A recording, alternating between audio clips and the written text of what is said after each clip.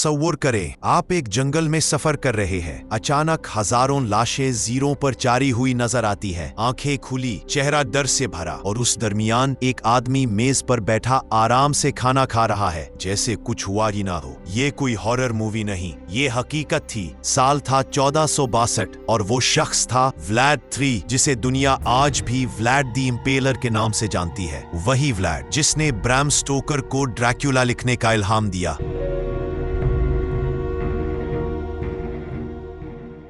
Vlad का पूरा नाम था व्लाद III ड्रैकुला, और ड्रैकुला का मतलब था अजदाहे का बेटा।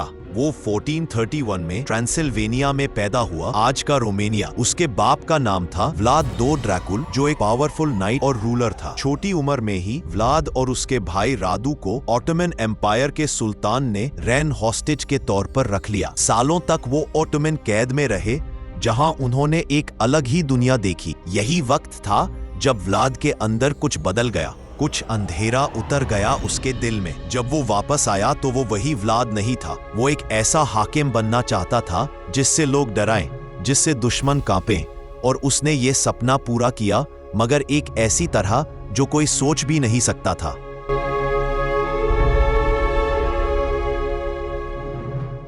व्लाद की सबसे मशहूर और डरावनी सजा थी जीरो पर चढ़ाना। अंग्रेजी में इसे इम्पेलमेंट कहते हैं। वो एक लंबा नोकदार खंबे को जमीन में गाड़ता और दुश्मन या मुजरिम को उसके ऊपर चढ़ा देता। मौत आहिस्ता आहिस्ता आती, घंटों में, कभी कभी दिनों में, और व्लाद सिर्फ कुछ लोगों को नहीं, हजारों को इस तरह मारता था। एक रिवायत के मुताबिक उसने एक बार 20,000 से ज्यादा ऑटोमन पायदियों को एक साथ जीरो पर चढ़ा दिया और फिर उनके बीच बैठा खाना खाया। ऑटोमन सुल्तान महमद दुसा, जो खुद कॉन्स्टेंटिनोपल कर चुका था, जब वो वलाकिया पहुंचा और ये मंजर देखा तो वो भी कांप गया और वापस चला गया।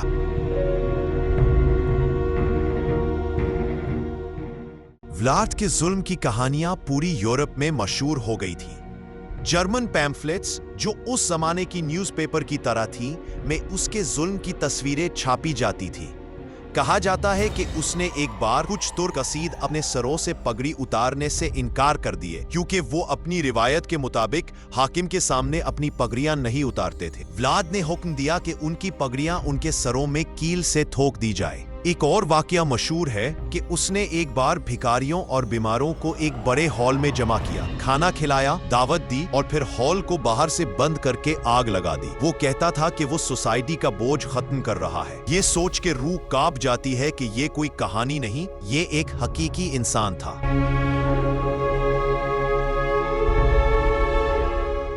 अजीब बात यह है कि रोमानिया में आज भी बहुत से लोग व्लाद को हीरो मानते हैं। क्यों? क्योंकि उसने ऑटोमन एम्पायर के खिलाफ डरा के नहीं, हिम्मत से लड़ाई की। उसने अपनी सरजमीन को बचाया, उसने करप्शन खत्म की। इतनी सख्त सजा देता था कि लोग रात को भी घर की खिड़कियां खुली छोड़ देते थे। कोई चोरी नहीं होती थी। वो एक जालिम था, मगर एक ऐसा जालिम जो अपनी कौम के लिए जालिम था। यही वजह है कि उसकी याद आज भी रोमानिया में जिंदा है। उसका किला ब्रान कासल आज एक मशहूर टूरिस्ट अट्रैक्शन है। लोग दूर दूर से आते हैं उस जगह देखने जो कभी दुनिया की सबसे डरावनी जगह थी।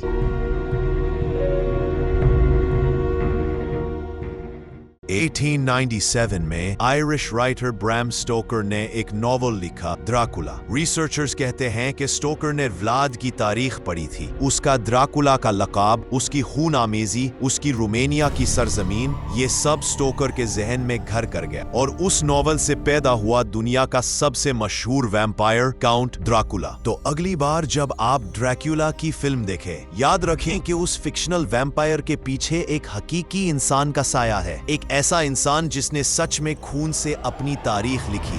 व्लाद द इम्पेलर एक जालिम हाकिम, एक बहादुर वॉरियर, एक दहशतनाक इंसान, और एक ऐसी हकीकत जिसने फिक्शन को जन्म दिया। तारीख में ऐसी शख्सियात मिलती है जो आपको सोचने पर मजबूर कर देती है कि इंसान कितना अंधेरा भी हो सकता है।